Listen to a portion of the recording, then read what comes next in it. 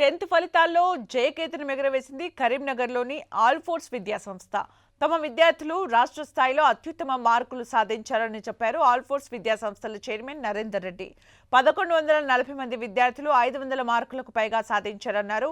861 మంది విద్యార్థులు 500 మార్కులకు పైగా సాధించారని చెప్పారు. 35 మంది విద్యార్థులు 580 మార్కులకు పైగా, 110 మంది విద్యార్థులు 570 మార్కులకు పైగా సాధించారని తెలిపారు. అంతేకాదు 341 మంది స్టూడెంట్స్ 550 మార్కులకు పైగా సాధించారని చెప్పారు నరేందర్ రెడ్డి. పరీక్ష ఏదైనా ఫలితం ఏదైనా ఆల్ ఫోర్స్ దేనని మరోసారి తమ విద్యార్థులు నిరూపించారన్నారు. ఈ సందర్భంగా ఉత్తమ ఫలితాలు సాధించిన విద్యార్థుల్ని ఆయన అభినందించారు.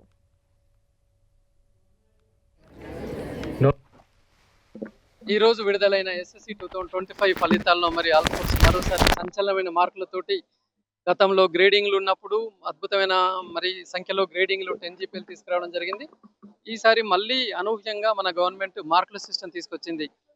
నడి మధ్య వరకు కూడా పిల్లలకు తెలియదు గ్రేడింగే ఉంటుంది అనుకున్నారు. అయినా పర్లేదు, ఆ చివరి మూమెంట్లో మరి పిల్లలందరూ కూడా ఒక్కొక్క మార్కు గురించి కష్టపడ్డారు.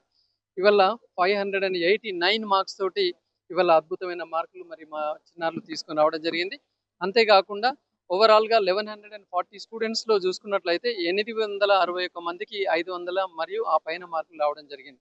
అంటే 75.5% of the students secured 500 and above. This shows the standard of the all force. ఇంకా వేరే ముక్కనే లేదు. అది అదృష్టం ఉంటే ఒక పిల్లవాడికి తీసుకొస్తారు, లేకపోతే ఒక కాలేజీలో ఒక స్కూల్లోనే స్టాఫ్ బాగుంటే ఒక స్కూల్ రిజల్ట్ వస్తుంది.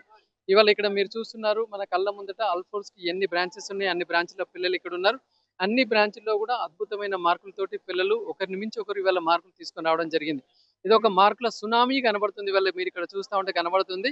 ఇది ఒక మార్కుల సునామీ ఆల్ ఫోర్స్ ప్రభంజనం మనకు కనబడుతున్నది.